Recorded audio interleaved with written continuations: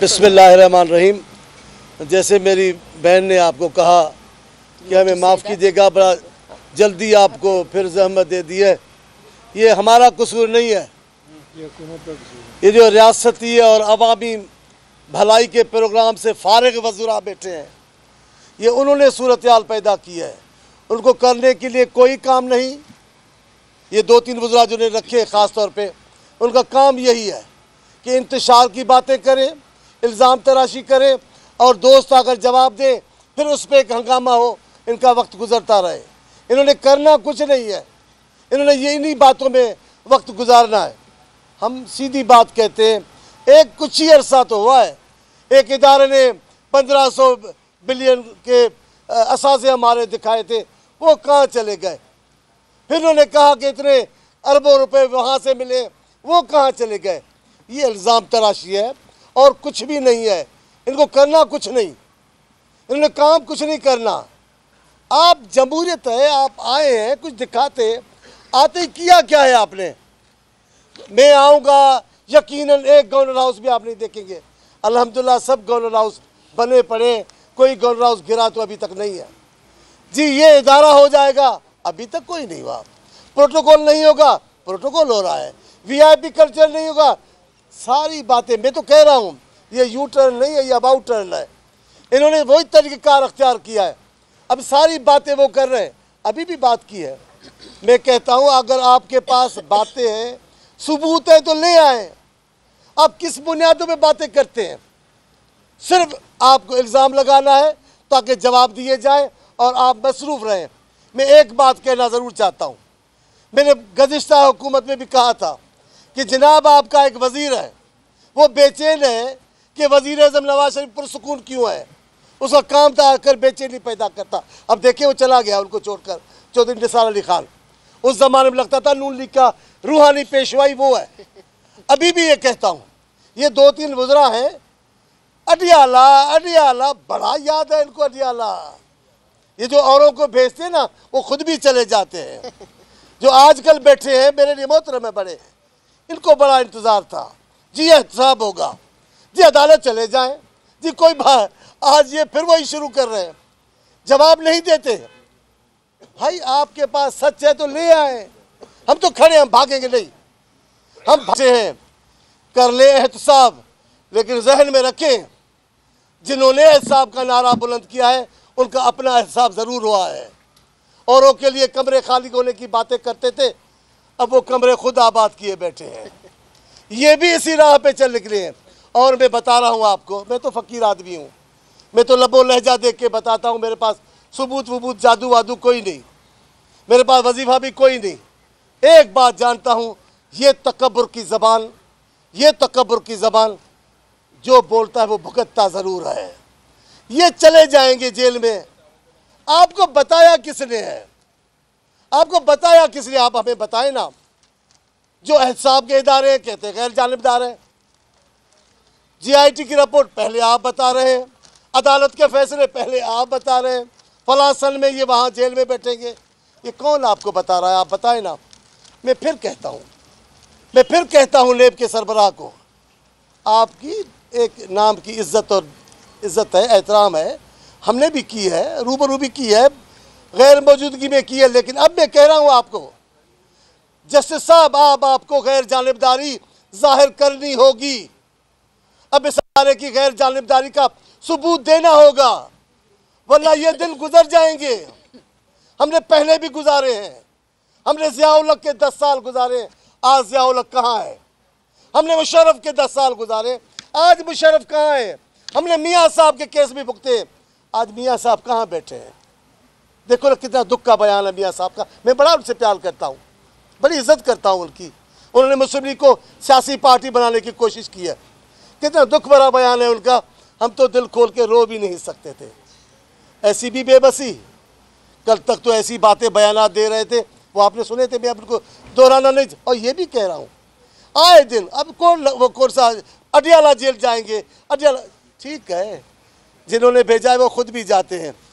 और मैं कह रहा हूँ ये जो वफाकी वज़ीर और सूबाई वज़ीर वो जो बोल रहा है लाहौर में अजीब व गरीब ज़बान, उनको भी क्या नाम है, यार नाम को झुक क्यों छोड़े, उसको उसका काम अच्छा नहीं है। नाम तो अच्छा है, नाम कोई ख़राब नहीं होता यार, नाम अच्छे होते हैं, उसका काम ख़राब है और ये काम ही नामों को ख़राब करते हैं। जिन लोगों ने काम ख़राब किए उन्होंने अच्छे अच्छे नामों को बदनाम किया है। तो मैं नाम का तो नहीं ले रहा हूँ, जो काम कर रहे हैं वो ठीक नहीं है।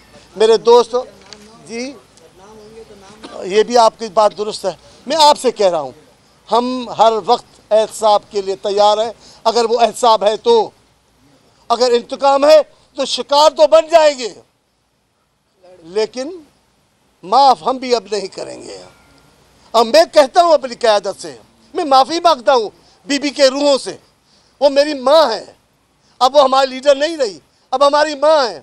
मैं उनसे कहता हूँ, बीबी ये आपके तरीक़ेकार के लायक न थे। बीबी आपने जो माफियों की दरगुजर की सियासत की, ये उनके लायक न थे बीबी। ये इन्होंने आपको दर बदर शहर शहर फिराया बीबी। ये ऐसे कौमी मुजरमों को माफ़ी देने का रवाज डालना अच्छा नहीं है, इनको माफ़ी नहीं देनी चाहिए। आसिफ साहब भी आए, वो भी हंसते थे, सही ये ऐसी गालियां दे रहे हैं, हंसते थे, कहते छोड़ दें इनको खुद ही जवाब मिल जाएगा। मैं अब भी कहता हूँ, लेकिन अब मैं हाथ जोड़कर कहूँगा अपनी क़यादत को, जनाब अब कौमी मुजरमों को माफ़ नहीं करना चाहिए, कौमी मुजरमों को माफ़ नहीं करना चाहिए।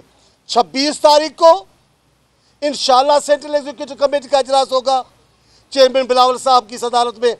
आप देखेंगे वो लहजा जो आपने सुना था ये इतना अरसा और मियाँ साहब के आखिरी दिन, अब वो लहजा आप नहीं सुनेंगे। अब आपको हम किसी और लहजे में बात करेंगे आपसे। अभी आपसे हम हज़्ब इख्तिलाफ का भी जो अंदाज़ होना चाहिए, हमने तो शाइस्तगी अपनाई है, हमने किसी को गाली नहीं दी, हमने किसी के ख़ानदान पे बात नहीं की, हमने किसी ख़ानदान की ख़वातीन पे बात नहीं की। आप आए दिन, आप और आपके ये बेऔकात वज़रा आए दिन बोलते हैं, क़यादत के ख़ानदान पे बात करते हैं। लेकिन 26 के बाद इंशाअल्लाह मेरी क़यादत फ़ैसला करेगी और पाकिस्तान पीपल्स पार्टी जो होती है वो आपको नज़र आएगी। और एक बात आपको और भी कह दूँ, ये भी बड़े दुश्मन लगे होते हैं हर हुकूमत के साथ, जो उकसाते रहते हैं। कुछ मेरे दोस्त हैं, दानिश और निमा दोस्त, तज़िये के अंदाज में उकसा रहे हैं। जो तज़ियों में हमें उकसा रहे हैं उनको इमरान खान अच्छा नहीं लग रहा।